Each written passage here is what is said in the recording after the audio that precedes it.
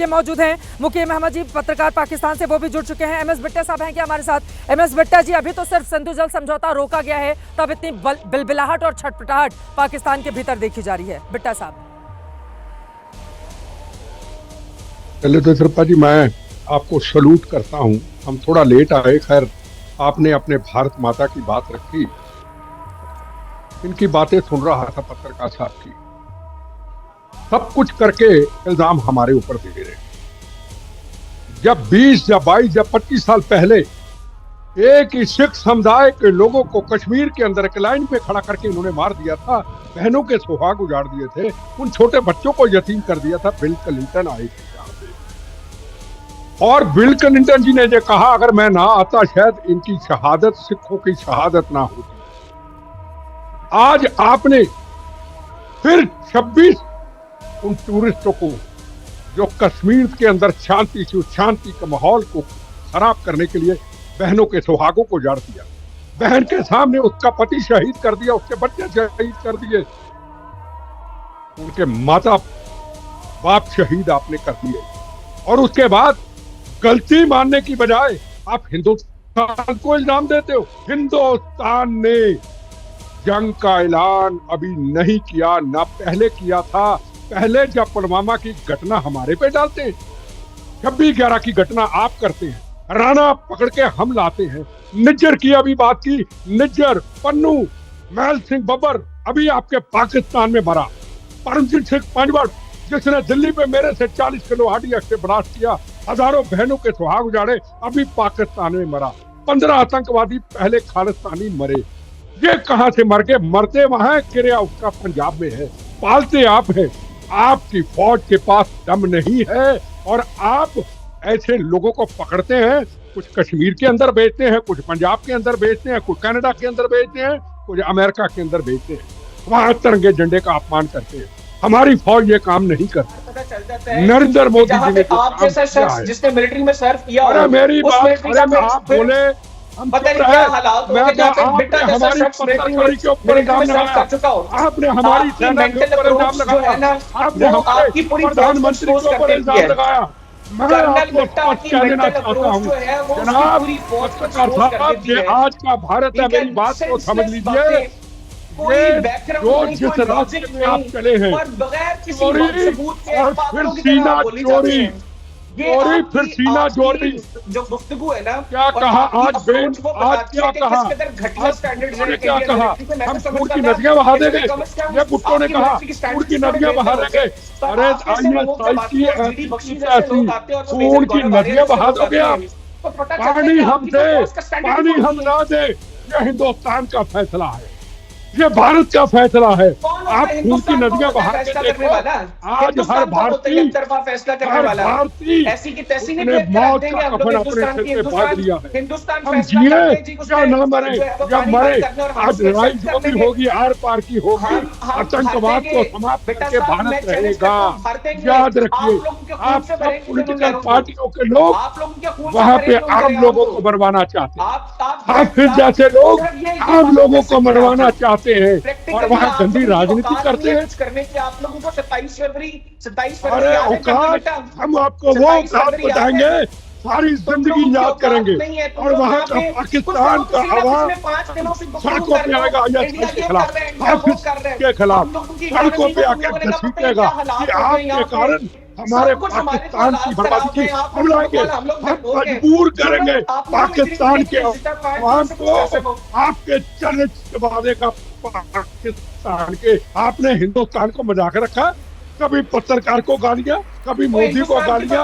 अरे मोदी के नाम के ऊपर आप सरसर करते हैं, इतने बेगुनाहों का खून करके अभी भी खून के प्यासे हैं आप, इतने लोगों का खून किया, कितनी बहनों के सुहाग उजाड़े, आज तक 35 साल से लोगों का कत्लेआम कर रहे हैं आप कितने बेदर्द हो गए। आप कहे के पत्रकार है, पत्रकार कोई भी होता है, अपने देश का वफादार होता है, और मजलूम का कत्ल होता है तो पत्रकार अपनी पत्रकारी को करता है। आप पत्रकार के बारे में बोल लीजिएगा। हैदर हयात खान जी, इतनी बिलबिलाहट ठीक नहीं है, इतनी खिसियाहट ठीक नहीं है। हमारे वहाँ हिंदुस्तान में कहावत बोली जाती है, खिसियानी बिल्ली खंबा नोचे, इतनी बिलबिलाहट पाकिस्तान की ठीक नहीं है।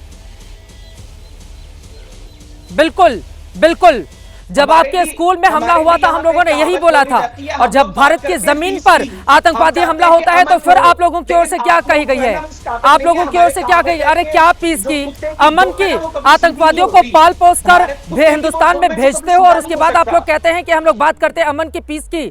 दोहरा नकाब लगाकर रखा हुआ है। ठीक है, मैं बाकी मेहमानों की जल्दी जल्दी टिप्पणी ले लेती हूँ। ये इतनी खिसियाहट, ये जो बिलबिलाहट है और ये जो डर है समझा जा सकता है। मुकीम अहमद जी, आप भी पत्रकार हैं पाकिस्तान के, आपके पास आते हुए उसके बाद मेजर जनरल अश्विनी शिवाजी, में फौरन आपके पास आ रही हूँ। मुकीम अहमद जी, अब खून की नदियां बहा देंगे, सिंधु जल समझौता रोक दिया गया है तो, अरे वो भारत का फैसला है, जम्मू कश्मीर के मुख्यमंत्री उस फैसले के साथ खड़े हैं और आप कह रहे हैं खून की नदियां बहा देंगे। ऐसी गिदड़ भपकी बिलावल भुट्टो की ओर से। आप ना मेरी बात, ना बिलावल भुट्टो की बात, ना आपकी बात, ठीक है। हम बात कर लेते हैं जनरल JS ढिल्लों की, हम बात कर लेते हैं यशवंत आजाद की, हम बात कर लेते हैं शरद पवार जी की, हम बात कर लेते हैं जनरल HS पनाग की, जो ये कह रहे हैं कि मोदी सरकार को बता रहा हूं कि जंग से बचो वरना 10 दिन में मईशत का सत्यानाश हो जाएगा। हम बात कर लेते हैं जस्टिस मरकंडे काटजू की, जो ये कह रहे हैं कि भारतीय जर्नल जंग के हवाले से बकवास कर रहे हैं। वो ये कह रहे हैं कि होश के नाखून ले लो।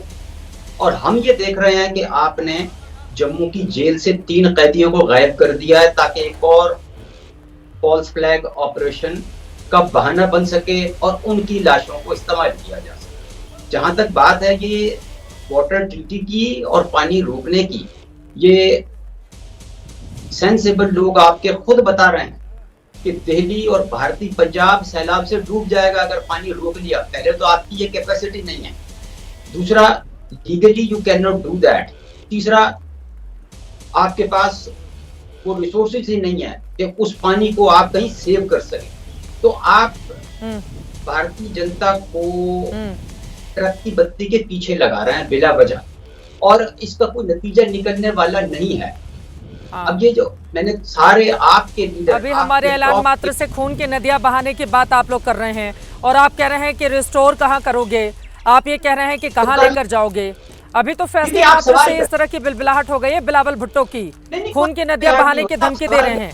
खून की नदियां किसकी बहेंगी? आतंकवादियों की। उसी में मार के डाला जाएगा, उसी में मार के डाला जाएगा। 26 हमारे 26 लोगों की जान जिन आतंकवादियों की ओर से ली गई है ना, उनको उसी में मार के डाला जाएगा और ऐसे बहेंगे खून की नदियां। बिलावल भुट्टो को समझा दीजिएगा, बड़बोलापन बहुत ज्यादा है उनके अंदर, बड़बोलापन बहुत ज्यादा है उनके अंदर। यार आप कोई घर से लड़के आई हैं, हमें भी तो बात करने दीजिए, बुलाया तो आप भाषण पे भाषण दिए जा रही हैं। अरे घर से लड़के नहीं आई हूँ, भाषण बिल्कुल दूंगी। हमारे 26 लोग मारे गए, आप लोग को शर्म नहीं आती है सर? इस तरह की बातें आप लोग करते हैं। हमारे 26 नागरिक मारे गए हैं, आप लोग कहते हैं कि अब मैं भाषण देने के लिए आई हूँ। सवाल भी नहीं पूछूं आपसे, सवाल पूछ रही हूँ ना, थोड़ा धैर्य दिखाइए सवाल सुनने का। सवाल पूछ रही हूँ। खून की नदियां बहाने की बात कौन कर रहा है? खून की नदियां बहाने की बात कौन कर रहा है? कौन कर रहा है खून की नदियां बहाने की बात? बिलावल भुट्टो कर रहा है। कौन कर रहा है खून की नदियां बहाने की बात? पाकिस्तान के प्रधानमंत्री ने आज कहा। झूठा इल्जाम नहीं, सुन लीजिए, ऑडियो है, सुन के आई हूँ ऑडियो वीडियो। हाँ, कि आप जो है ना एक लकीर के फकीर हुए हैं, आप जंग मतलब बम बांध के अंदर घुस जाएंगे पाकिस्तान में। क्या करना चाह रही हैं? What are you trying to do here? आपका मतलब पर्सपेक्टिव क्या है? What are you trying to do? What are you trying to achieve from this program? आप डिस्कशन करना चाहती हैं या इंसल्ट करना चाहती हैं या डराना चाहती हैं? क्या कर रही हैं? आप पहले डिसाइड कर लें, आप बता दें कि आप क्या करना चाह रही हैं। अरे मैं आपसे पूछ रही हूँ कि पाकिस्तान में जो आतंकवादी बैठे हुए हैं उनका इलाज कैसे किया जाए? इसमें तो पाकिस्तान को आगे आकर मदद करनी चाहिए, फिर वहां से आ रही है धमकी, और फिर धमकी का जवाब हिंदुस्तान कैसे देगा? ये आपने हमारे 3 युद्धों में 1965, 1999, 1971 में देख चुके हैं। और इसके अलावा हमारे वहां जब उरी और पुलवामा अटैक हुआ था, फिर सर्जिकल स्ट्राइक और एयर स्ट्राइक भी देख चुके हैं। बताने की कोई जरूरत तो नहीं है ना। इतनी बार मुंह खाता है पाकिस्तान तो भी शर्मिंदगी नहीं होती है उसको। मैं तो हैरान हूं कि इतनी बार युद्ध हारने के बावजूद भी फिर से आ जाता है फन फैलाकर। मैं तो आवाम शांति चाहती है। आप लोगों को, खासतौर से आपके हुक्मरानों को इस बात की दिक्कत है कि हमारा जम्मू कश्मीर, खासतौर से हमारे कश्मीरी युवाओं के हाथों में जो पत्थर आप लोग पकड़ाते थे, अभी कलम और पैसे कैसे हैं, उनकी जिंदगी तरक्की की राह पर आगे कैसे बढ़ रही है। वो युवा हिंदुस्तान के साथ खड़े होकर सुर में सुर मिलाकर कैसे मुखालफत कर रहे हैं आतंकवाद की। आप लोगों को ये बातें बर्दाश्त नहीं हो रही हैं। आप अपने पीओके का हाल देख लीजिए, आप हमारे कश्मीर का हाल देख लीजिए।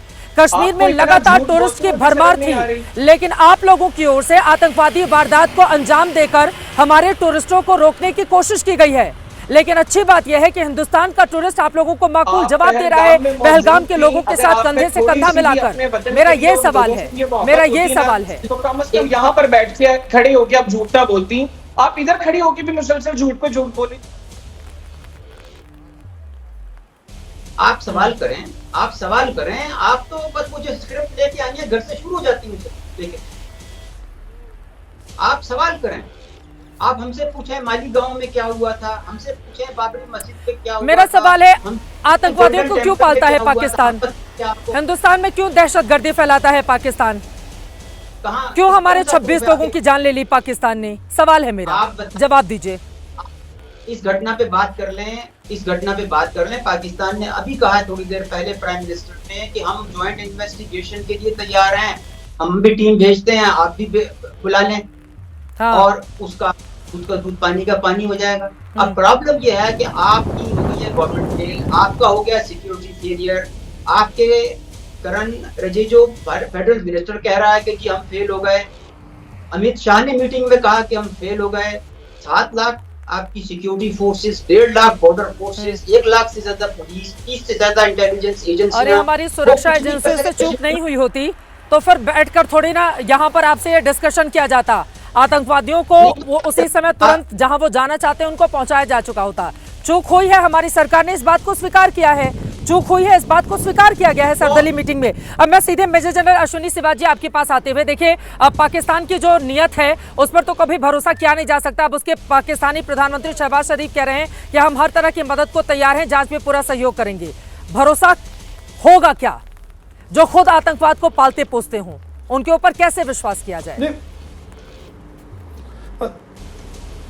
नहीं बिल्कुल नहीं। देखो चित्र क्या बात है कि अगर आप देखें 26/11 के अंदर भी भारत ने 35 बार डोजियर भेजा, क्या इन्होंने कोई एक्शन लिया?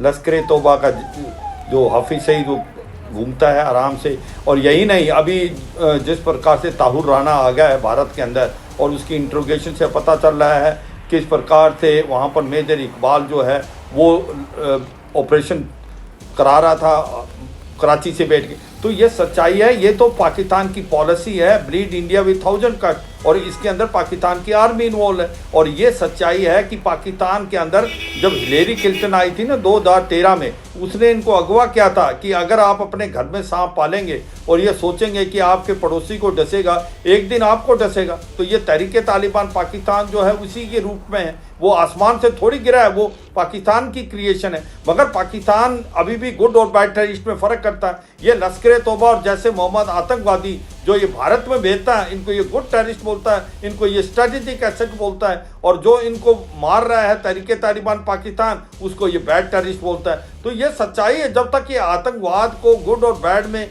बांटते रहेंगे तब तक आतंकवाद से लड़ नहीं सकते। और अभी भी मैं बताता हूँ 550 जो लश्कर तौबा जैसे मोहम्मद के आतंकवादी हैं 38 लॉन्च पैड में बैठे हुए हैं पीओके में, उनको पुश करने की कोशिश की जा रही है भारत के अंदर। यह अलग बात है कि हमारी काउंटर इन्फिल्ट्रेशन ग्रिड बहुत पुख्ता है, वो हो नहीं पा रहा है। तो यह सच्चाई है, जो पाकिस्तान की जो असली चेहरा है वो अब हम उसको बिल्कुल एक्सपोज करेंगे।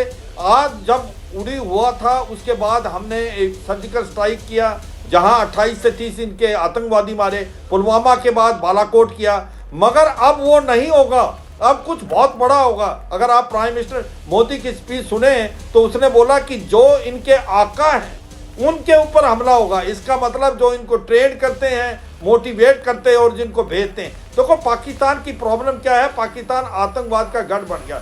जो 100 टेररिस्ट हैं वर्ल्ड के, उनमें से 87 वो हैं या तो वो पाकिस्तान के हैं या पाकिस्तान से रूट में हैं। और पाकिस्तान की सबसे बड़ी प्रॉब्लम है पाकिस्तान की आर्मी। वो कहते हैं हर देश के पास आर्मी है, पर पाकिस्तान में आर्मी के पास देश है, और वहां पर असली पावर इस्लामाबाद नहीं, वहां रावलपिंडी से होती है। ये सच्चाई है। 70 साल की उसमें ज़्यादातर टाइम में पाकिस्तान ने रूल किया है, मगर जब नहीं रूल किया तो उन्होंने एक मुखड़ा रखा है सिविल गवर्नमेंट का, enjoy all authority without responsibility. तो ये सच्चाई है। अब पाकिस्तान की जो फौज है वो इनके लिए एक बहुत बड़ी प्रॉब्लम बन गई है। आज अगर आप देखें, ये एक पैरेलल इकोनॉमी का मुजाहरा करते हैं, फौजी फाउंडेशन चलाते हैं जिसका $112 बिलियन का उसका बजट है।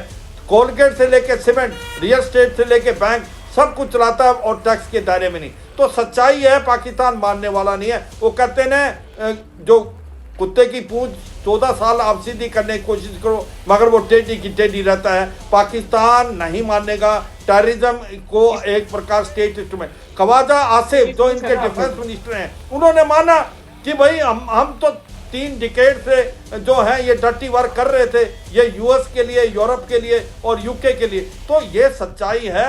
कि ये आतंकवाद का गढ़ बन गया। और दुख की बात ये है, ये आतंकवाद आज पाकिस्तान को भी काट रहा है। पाकिस्तान के अंदर जिस प्रकार से आप खैबर पख्तूनख्वा में टीटीपी बहुत सक्रिय हो रखा है, उधर बलूचिस्तान में बलूचिस्तान लिबरेशन आर्मी, और यही नहीं जो इनके जो तालिबान जो गवर्नमेंट आई थी अगस्त 2021 में, तो वहां पर खुशी का मुजाहरा। हमें मालूम था इनके बीच में फॉल्ट लाइन है, वो डूरल लाइन नहीं मानते, और जो पश्तून है वो दोनों अफगानिस्तान में मिलना चाहते हैं, शरिया लॉ लाना चाहते हैं, वो भी इनको मार रहे हैं। तो सच्चाई है पाकिस्तान की हालात खराब है। पाकिस्तान जो है सिविल वार की तरफ जा रहा है। पाकिस्तान के आगे आने वाले समय में देखना चित्रा 4 टुकड़े होंगे, खैबर पख्तूनख्वा, बलूचिस्तान, सिंध और पंजाब, और पीओजे के और गिलगित बाल्टिस्तान जो भारत का हिस्सा है वो भारत में मिलेगा। देखो मैं आपको पीओजे की बात बताता हूँ, वहां पर मुजफ्फराबाद, मीरपुर, झांगड़, कोटली, ददनियाल, बाग, पाकिस्तान वाला पूंछ, वहां पर लोग सड़कों पे खड़े हैं। वो कहते हैं हम भारत में मिलना चाहते हैं, क्योंकि उनका मूर्ख बनाया। उनकी जो मेन नदी है पीओके में, जिसको कृष्ण गंगा हम बोलते हैं, नीलम नदी, उसका मुंह मोड़ के इन्होंने पंजाब की तरफ कर दिया। मंगला डैम में जो बिजली पैदा होती है पीओके में, वो पहले पंजाब जाती है, फिर इनके पास आती है। 10 गुना ज्यादा उसकी कीमत है। वो कहते हैं पीओके में खाने को दाने नहीं, पीने को पानी नहीं, और 2 साल से ना पे और पेंशन। वो भारत में मिलना चाहते हैं। वो कहते हैं कि भारत का जम्मू कश्मीर 70 साल आगे निकल गया। ये सच्चाई है चित्रा, ये अरे जनरल साहब बड़ी लंबी खाने को दाने नहीं चले भुनाने, और उन्होंने कुत्तों की पूंछ वाला एक उदाहरण भी दिया है, उस पर भी जवाब दीजिए मुकीम अहमद जी। वो पता नहीं आपकी तरफ इशारा कर रहे थे कि किसकी तरफ कर रहे थे, मुझे तो समझ नहीं आई उनकी बात की। लेकिन मैं ये बता दूं, आप ही की तरफ पाकिस्तान का नाम लिया था, आप सुन नहीं पाए थे। अपने ही मुल्क का नाम अगर आप नहीं सुन पाएंगे तो मुझे लगता है कि मतलब हैरानी है। पाकिस्तान के अंदर बैठकर अगर वो कह रहे हैं पाकिस्तान कुत्ते की पूंछ की तरह है, और वो बात आपको समझ में नहीं आ रही है, तो मैं क्या बता सकती हूँ। कम से कम अपने मुल्क का नाम तो गौर से सुना करें ना मुकीम अहमद जी। जवाब दीजिए, अब बताइए। मुझे मूंछ समझ आई, मुझे मूंछ समझ आई। आप बड़ी बातें कर रहे हैं ना। आपकी एयरफोर्स ने मध्य प्रदेश के शिवापुरी में अपनी ही आबादी पे बम गिरा दिया आज। अब ये आपकी काबिलियत है। दूसरी जानिब आप वो अमेरिका और बरतानिया की बात कर रहे थे। इसी अमेरिका ने मोदी को गुजरात के बुचर का खिताब दिया था और अमेरिका का वीजा कैंसिल किया था। ये आप कैसे भूल गए? और आपकी फौज ने ही गोल्डन टेम्पल पे हमला किया था। अरे उसी नरेंद्र मोदी के लिए व्हाइट हाउस के दरवाजे खोले जाते हैं पूरे हिंदुस्तान की आवाम के साथ। ज्यादा दिन पुरानी बात नहीं है, 1 साल पहले आपने नहीं देखा था जो रहने वाले भारतीय हैं अमेरिका में, उनके लिए व्हाइट हाउस के दरवाजे खोले गए थे, किस तरह का वेलकम किया गया था। डोनाल्ड ट्रंप ने हिंदुस्तान का साथ देने की बात कही है पाकिस्तान के खिलाफ इस लड़ाई में। वो चीजें सुनाई नहीं देती है मुकीम अहमद जी आपको? जो सूट करता है सिर्फ वही बातें समझ में आती हैं। आज की तारीख में दुनिया भर के मुल्क नरेंद्र मोदी का कैसे स्वागत करते हैं। आपको हिंदुस्तान के प्रधानमंत्री से बड़ी परेशानी है, बड़ी परेशानी है। वो चुना हुआ प्रधानमंत्री हैं, वो चुन के आए हैं, वो दुनिया के सबसे बड़े लोकतंत्र को जीत कर बने हैं प्रधानमंत्री। आप अपने वहां का देखिए ना सर, आतंकवादियों के आका बना देते हैं राष्ट्रपति और प्रधानमंत्री। वहां का सेना प्रमुख तय करता है कि कौन बनेगा प्रधानमंत्री। आप लोग क्या बात करेंगे? आपको पता भी है लोकतंत्र का मतलब क्या होता है? आप लोकतंत्र यहाँ पर समझाने के लिए बैठे हुए और बता रहे हैं कि अमेरिका ने वीजा नहीं दिया था। ना, अब सुनिए, कौन बनेगा? पुरानी बात नहीं है, 1 साल पहले भारत के साथ व्हाइट हाउस के दरवाजे खुले हुए थे आम आदमी और बाकी लोगों के लिए। अरे गोदी मीडिया छोड़ दीजिए सर, गोदी मीडिया। आप कौन से हाफिज सईद के मीडिया हैं? आप हाफिज सईद के मीडिया हैं? आप हाफिज सईद के मीडिया हैं? आप हाँ, अरे तो सुन तो जिसको तर्क और तथ्यों से बात करने नहीं आता है वही इस तरह के शब्दों और अल्फाजों का इस्तेमाल करता है। चुप रहिए आप, मुद्दे पर बात कीजिए। चुप रहिए, मुद्दे पर बात कीजिए। ये बताइए पानी जब बंद होगा तो कहाँ से लेकर आएंगे पानी? मुद्दे पर बात करते हैं, बाकी छोड़िए। अच्छा मुद्दे पे आ जाएं, मूंछ और पूंछ से अब आप मुद्दे पे आ जाएं। अब आप सुनिए, मुद्दा ये है कि इस सारे जो घटना हुई है, बोलिए, इसमें पाकिस्तान के खिलाफ किसी मुल्क ने बात नहीं की, किसी इंटेलिजेंस एजेंसी ने रिपोर्ट नहीं दी, किसी दुनिया के मीडिया ने ये नहीं कहा कि पाकिस्तान इसमें इन्वॉल्व है। अगर कोई कह रहा है तो वो आरएसएस का गोदी मीडिया कह रहा है, वो आप जैसे एंकर हैं, ये वो आपका मीडिया है। बगैर प्रूफ के आप शोर मचा रहे हैं। आतंकी मीडिया से हमें नहीं चाहिए, आतंकी मीडिया का सर्टिफिकेट नहीं चाहिए, आतंकी मीडिया का सर्टिफिकेट नहीं चाहिए हमें, आतंकी मीडिया का सर्टिफिकेट नहीं चाहिए हमें। जो लोगों के, जो बेगुनाह लोगों के खून से जिनके हाथ लाल हो, उनका सर्टिफिकेट नहीं चाहिए हमें। शर्म आनी चाहिए आपको। हम अपने 26 बेगुनाह लोगों की मौत का सवाल पूछ रहे हैं और आप यहाँ पर गोदी मीडिया बताने के लिए खड़े हुए हैं। शर्म आनी चाहिए आपको, शर्म आनी चाहिए। चुल्लू भर पानी में डूब मरिए। अब ये सिंधु जल का पानी तो मिलेगा नहीं, चुल्लू भर पानी जरूर रख लीजिए डूब मरने के लिए। आतंकी मीडिया है आप लोग, आतंकी मीडिया है आप लोग, आतंकी मीडिया है आप लोग, और बिल्कुल तमीज से बात करेंगे मेरे साथ। मैं इस पर नहीं जाती हूँ, बिट्टा साहब को दिखाते हैं। बिट्टा साहब पे बात करेंगे, बिट्टा साहब पे बात करेंगे। बिट्टा साहब आपके पास आते हुए, ये पाकिस्तान का देखे, हमने 3 युद्ध में उसको हराया, उसके बाद हमने उसके खिलाफ सर्जिकल स्ट्राइक, एयर स्ट्राइक की, उसके बाद भी उसके पाकिस्तानी तमाम अज्ञात हमलावरों की ओर से उसके भीतर जितने आतंकवादी हों वो मार गिराए जाते हैं। उसके बावजूद अगर पाकिस्तान सुधरता नहीं हो तो परमानेंट इलाज की जरूरत होगी ना सर। अगर कोई हिस्सा ऐसा नासूर बन जाए जो हर हमेशा आपके लिए मुश्किलें खड़ा करे, तो उसका तो परमानेंट इलाज चाहिए ना बिट्टा साहब। चित्रा जी देखो, पहले तो मैं कल राजस्थान में था, कई मंदिरों में था, हमने कल शपथ ली, हजारों नौजवान थे कॉलेज के, स्कूल के, हमने नहीं कहा बंदूक पकड़ो। आज अपने इनके बयानों को देख के आज हिंदुस्तान के युवाओं को, हिंदुस्तान की माओ को, बहनों को कह दिया अब बहुत हो गया। बड़े बहनों के सुहाग उजड़ते देख लिए, बड़े बच्चे यतीम होते देख लिए, खून की नदियां सबने बह दी। अब हम मौत का कफन बांधना होगा इस मातृभूमि की रक्षा के लिए। दुनिया के अंदर एक ही नाम है जिसका नाम है भारत मां। कुर्बानी देने के लिए तैयार रहे। जो नरेंद्र मोदी जी फैसला करे उसमें हमारा नफा, हमारा नुकसान नहीं। हमने अपना जीवन भारत माता के जीते जी चरणों में दे दिया चरणों में। मैं सबको युवाओं को कह रहा हूं, मैं कभी नहीं बोला आज एक आंदोलन का वक्त है, हम सड़कों पे आए। हम सड़कों पे पाकिस्तान के खिलाफ जाने की जरूरत नहीं। हम मोदी जी को कहें जो फैसला लेना ले लो, हमारी आने वाली जनरेशन के लिए। जिस तरीके से आपने 7 साल पहले जगह जगह पे घटना होती, पार्लियामेंट की घटना, 26/11 की घटना, सरोजिनी नगर के अंदर दिवाली के दिनों में ब्लास्ट होते थे, माँ बाप बच्चों के लिए मिठाई लेने जाते थे, पटाखे, उनकी डेड बॉडी आती थी। बॉम्बे के अंदर ट्रेनों के अंदर मेरी बहनें, मेरे भाई अपने बच्चों की रोटी कमाने जाते थे, उनकी लाशें उन बच्चों के सामने आती थी। मैंने कई बच्चों को अडॉप्ट किया, उनको आज तक देखता हूँ।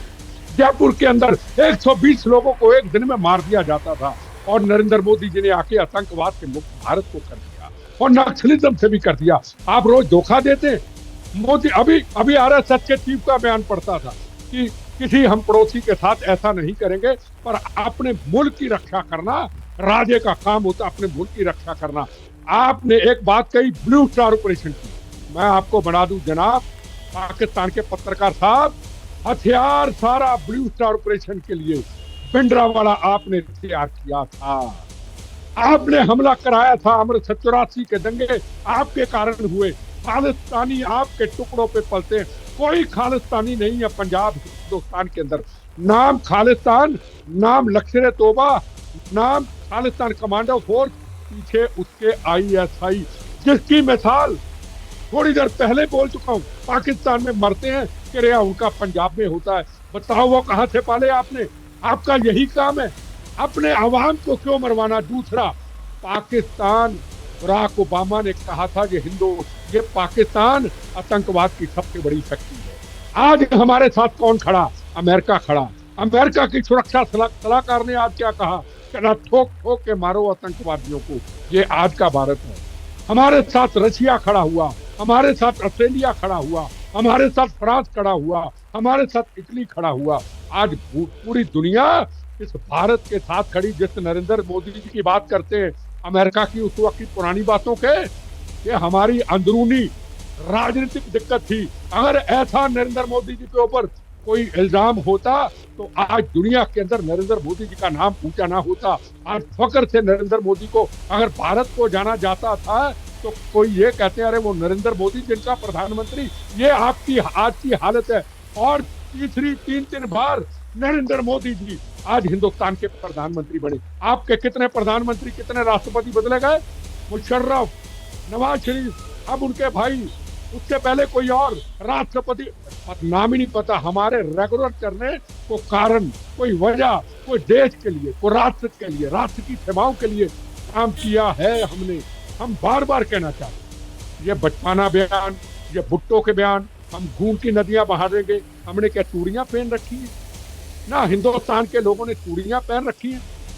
जहां छत्रपति शिवाजी महाराज, जहां गुरु गोविंद सिंह, यहाँ महाराणा प्रताप, यहाँ बड़े बड़े योधों ने जन्म दिया है। महाराणा रंजीत सिंह, जिसके नाम पे उस वक्त हरि सिंह नलवा फौज का चीफ अफगानिस्तान की माए कहती थी बच्चा सौजा नलवा आ गया, ये वो भारत का जनाब। क्यों जंग की तरफ जाते हो आप? अपनी गलती को मानो। और नहीं, हमारे पुराने हुक्मरानों की गलती की। पाकिस्तान का परमानेंट इलाज कर दिए होते तो फिर वो बार बार फन नहीं फैलाता है हिंदुस्तान के खिलाफ, चाहे वो कोई भी सरकार हो, चाहे वो कोई भी सरकार हो। उन लोगों ने गलती की, परमानेंट इलाज कर दिए होते तो फिर आज ये नौबत नहीं आती ना कि पाकिस्तान आतंकवादियों को पालकर हमारे देश में भेजता और हमारे देश में दहशतगर्दी को अंजाम देता। बिल्कुल। आरएसएन सिंह जी, अब आपके पास आते हुए उसके बाद मैं बाकी मेहमानों के पास जाऊंगी। आरएसएन सिंह जी, लेकिन बड़ा सवाल है, देखिए सिंधु जल समझौता हमने रोक दिया, उसके बाद पाकिस्तान की बिलबिलाहट, उसकी तिलमिलाहट, उसकी बौखलाहट सामने आ रही है, नेताओं की ओर से बयान दिए जा रहे हैं, लेकिन हिंदुस्तान के भीतर जो आम जनता है, देखिए खून का बदला तो खून होता है ना। आतंकवादियों को जब तक चुन चुनकर उनके अंजाम तक नहीं पहुंचाया जाएगा, जो दहशतगर्द और उनके आका हैं जब तक चुन चुनकर उनको उनके अंजाम तक नहीं पहुंचाया जाएगा, तब तक तो ये बदला अधूरा माना जाएगा ना। सिंधु जल समझौता ठीक है, हमने रोक दिया है, ये सही बात है कि उससे पाकिस्तान बहुत बड़ी परेशानी में आने वाला है, लेकिन दिल को तसल्ली तब मिलेगी ना जब आतंकवादियों को उनके अंजाम तक पहुंचा दिया जाएगा। सिंह साहब। नहीं, मैं ये बदला या अंग्रेजी में जिसे रिट्रीब्यूशन कहते हैं वो शब्द से हम काफ़ी आगे निकल चुके हैं। हम तो अब सल्यूशन के लिए जा रहे हैं। इसीलिए प्रधानमंत्री ने कहा कि कुछ ऐसा होगा जिसकी कल्पना नहीं की थी, और अभी आपसे पूछा गया कि आपका प्रोग्राम का मकसद क्या है, क्या आप संदेश देना चाहते हैं, तो हम तो उसी चीज़ का इलाज करना चाहते हैं ना, जो ख्वाजा आसिफ ने जो कहा कि हमको अमेरिका या किसी देश ने दहशतगर्द बनाया 30 साल से, तो हम उससे आपको निजात दिलाना चाहते हैं। ठीक है, तो हम ऐसा कुछ हल ढूंढेंगे कि आप जो ये जिहाद की जो, और ख़ास करके भारत और हिंदुओं के खिलाफ जिहाद की बात करते हो, वो आगे आप कब नहीं करोगे। अब देखिए क्या विडंबना है चित्रा जी कि ये बिलावल भुट्टो, जिसके नाना को आर्मी ने लटका दिया, जिसकी माँ को आर्मी ने ख़त्म कर दिया, जिसके मामा को आईएसआई ने फॉरेन सॉइल पर जाके मारा, वो खून बहाने की बात कर रहा है। अरे भाई, तुमको खून बहाना है तो जाके अपने आर्मी का खून बहाओ। एक और बात, ये जो महानुभाव यहाँ बैठे हुए हैं, अपने आर्मी चीफ से पूछो कि वहाँ के जो हिंदू हैं उनका आर्मी चीफ कौन है, और अगर उनकी संस्कृति अलग है तो आप क्या उनको, मतलब आप मानते हो कि जो वो बकवास कर रहा था कि संस्कृति अलग है, तारीख अलग है, न मेरे वो है, ये तो बलोचियों को भी कह रहा था कि उनकी नस्लें के बारे में बात कर रहा था। तो ये बताइए कि वो नहीं, उनका आर्मी चीफ कौन है। तो हम एक मौलाना के बेटे से हम यही उम्मीद करते हैं, कर सकते हैं। उसका बाप मौलाना था, फ्राइडे प्रेयर्स खुतबे पढ़ता था, और उसने अपने बेटे को इसी तरीके से उसने बड़ा किया है। और ये हाफिज उफीज का ढोंग ना, मेरे पास कोई आदमी ले आना और मैं कुरान लेके बैठता हूँ और मैं चेक करता हूँ, आप एक भी आदमी जो कि कॉमा फुल स्टॉप के साथ अगर बता दे, ये आर्मी चीफ प्राइड ले रहा है कि मैं हाफिज हूँ। तो हम ये जिस दिन से ये उसका भाषण हुआ है अमेरिका में, आपको मैं बता रहा हूँ, उस दिन से मैंने कितने प्लेटफॉर्म्स पे ये अटैक होने के पहले मुझे मालूम था कि ये कुछ होने वाला है। लेकिन है क्या, ये आप लोग सुन लीजिए, जब आप एक आर्मी चीफ को आप उसके ब्रीफ से ज़्यादा बोलने को कहते हो ना, तो वो ऐसे ही बकवास करता है, क्योंकि उसको ओवरऑल पर्सपेक्टिव नहीं मालूम होता है। इकोनॉमी क्या होती है, डिप्लोमेटिक रिलेशंस क्या होते हैं, कहाँ पर क्या मजबूरियाँ होती हैं, ठीक है, इंटरनेशनल एरेना में। उसने अपने बाप के सिखाए हुए जो उसके वो थे, उसने बकवास कर दिया, और बकवास कर दिया तो उससे लोगों ने, जो जिहादी तंजीमें हैं वो तो शहबाज शरीफ को रिपोर्ट करती नहीं है, वहाँ से उन्होंने क्यों ले लिया। और एक दूसरी बात, ये हमारे यहाँ ना ये लॉन्च पैड की बात ना, ये लॉन्च पैड का कृपया ख़त्म कीजिए आप लोग। ये बताइए कि 26/11 का लॉन्च पैड कहाँ था? कराची में था ना। So that means the whole country is a launch pad. तो हमको तो पूरे कंट्री को एड्रेस करना है। ये क्या, ये पीओके में लॉन्च पैड 400 लोग तैयार हैं, 600 लोग तैयार हैं। तो हमने इस बार जिहादियों को ही खोज के नहीं मारना है, हमको जिहादी विचारधारा को खत्म कर देना है। इसके लिए हर प्लेन पे जो हमको करना होगा हमको करना चाहिए, और वही हम करेंगे। ये बहुत बड़ी बात आप कह रहे हैं। हैदर हयात खान इसका जवाब देंगे। हैदर हयात खान जी, उन्होंने जो बातें कही हैं उस पर जवाब दे दीजिए। बिलावल भुट्टो अपनी माँ, उनकी माँ की हत्या कैसे की गई, उनके नाना को कैसे मारा गया, उन्होंने बिल्कुल सटीक उदाहरण दिया है। अगर वही वो ध्यान में रखते तो फिर इस तरह की बदजुबानी नहीं करते। देखिए, मैं 2-3 चीजें कहूंगा, मुझे अब 60 सेकंड सिर्फ अनइंटरप्टेड दीजिएगा, उसके बाद फिर जो आपका दिल करेगा आप करें। देखिए, पहली बात तो ये कि आप लोग यहाँ पे बड़ा शोर मचा रहे हैं कि पाकिस्तान के अंदर हालात बड़े खराब हो गए हैं, लोग परेशान है, फौज डर गई है। आपको पता है पाकिस्तान में इस वक्त अप्रोच क्या है? हमारे लाहौर में एक हाउसिंग सोसाइटी है मिड सिटी के नाम से, वो कह रहे थे कि जिस वक्त जंग होगी और हम इंडिया को शिकस्त देंगे तो अगला फेज जो है वो दिल्ली में इसका फेज 2 करना है या मुंबई में करना है। यहाँ पे लोगों की अप्रोच ये है। हम इतने पर उम्मीद हैं और हमें इतना यकीन है अपनी आर्म्ड फोर्सेस पे कि वो आप लोगों को तहस नहस करके रख देंगे। दूसरी चीज, अभी यहाँ पर जिक्र हुआ कि पाकिस्तान में जो दहशतगर्द है, आपने सवाल किया कि उनका इलाज कैसे किया जाएगा। कोई उदाहरण दीजिए ना, कोई उदाहरण दीजिए इतिहास का, जब पाकिस्तान ने तहस नहस कर दिया हो, कोई उदाहरण दे दीजिए। इतिहास से आदमी सीखता है ना, वर्तमान में जीता है भविष्य तय करता है। एक उदाहरण दे दीजिए इतिहास का। अरे शर्म करिए आप।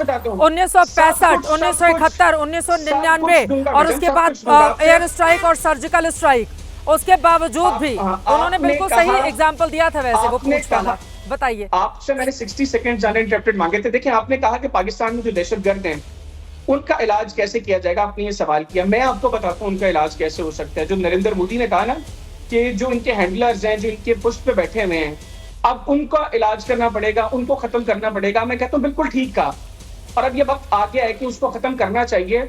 और वो शख्स कौन है? वो दिल्ली में आपके पीएमओ में बैठा है नरेंद्र मोदी, इस खित्ते का सबसे बड़ा दहशतगर्द। उसको खात्मा कर दे। इस खित्ते के दहशतगर्दों का जो तमीज से बात कीजिए, तमीज से बात कीजिए, तमीज से बात कीजिए। आपकी इतनी हैसियत नहीं है, आपकी इतनी हैसियत नहीं है कि आप इस तरह से हमारे प्रधानमंत्री का बात करें। आपकी इतनी हैसियत नहीं है। बिल्कुल तमीज से बात करेंगे, बिल्कुल तमीज से बात करेंगे, बिल्कुल तमीज से बात करेंगे, बिल्कुल तमीज से बात करेंगे।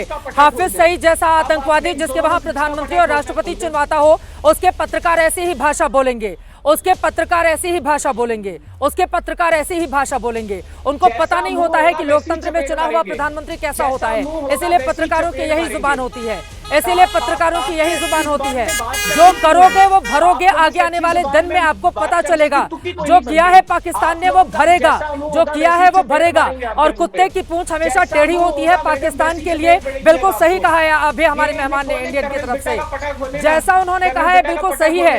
और कुत्ते की पूंछ इस बार लेकिन ये कहावत ठीक कर दी जाएगी, इस बार लेकिन ये कहावत ठीक कर दी जाएगी।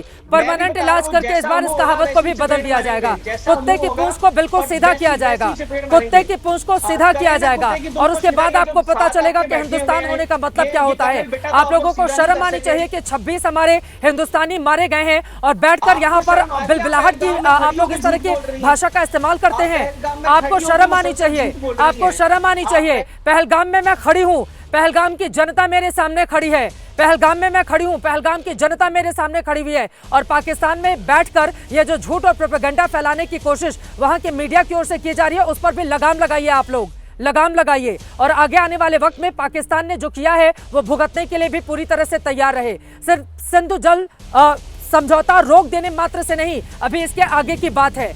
और आगे की बात में पाकिस्तान का इस बार क्या हश्र होगा वो उसके आकाओं को समझ में आ जाएगा, जो आतंक को पालते और पोसते हैं। फिलहाल के लिए बहुत धन्यवाद तमाम मेहमानों का हमारे साथ चर्चा का हिस्सा बनने के लिए।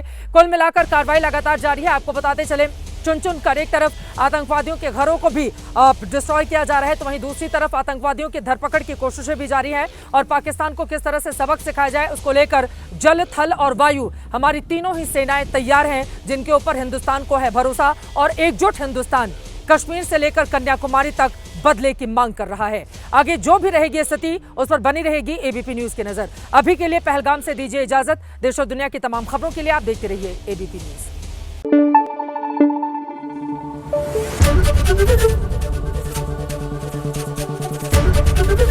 एबीपी न्यूज आपको रखे आगे।